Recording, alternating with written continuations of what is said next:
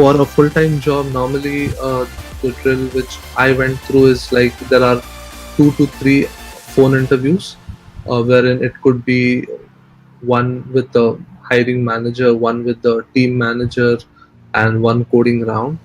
And after that, if you get on to an on-site interview, it would be like 5 interviews in a day, and it is all whiteboard coding. Okay. So yeah, for internship, it's more likely like it could be just a one face-to-face interview, or it's like 2 to 3 phone interviews, and you probably would end up with an internship. With full-time jobs, it is much more grilling, and a few companies like Apple or so, it might end up with. So I ended up with 14 interviews for Apple in a span of 2 days. So it could be as random as that.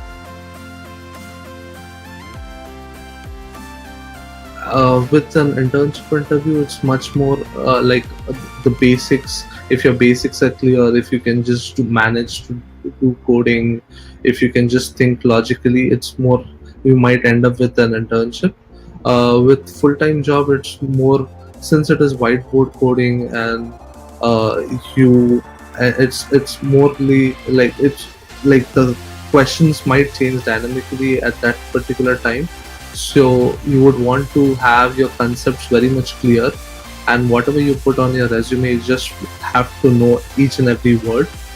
And so that whatever, if so apart from your coding round, there are like personality skills and all other, the way you manage yourself in a team, how collaborative you are, how a team player you are. All these things do matter during a full-time job.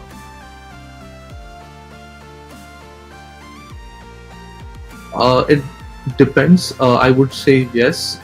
In case if you have a prior work experience uh, of a particular domain and you're looking for a job in that same domain, it does help.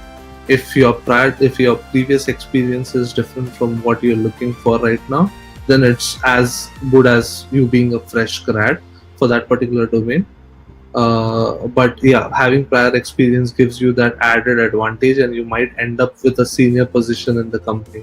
Like you can start with a level 2 or a level, yeah, senior software engineer or something like that. So that is helpful.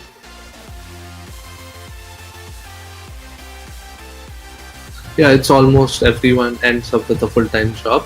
It could go as late as July, but you do end up with a full-time job at University of Pennsylvania. And the average salary, I would say, it can be, it can start from 85K to a max of 135K too. But again, it depends on location, because an 85K in like Philadelphia or Denver is as good as 110 or 120 in New York and California.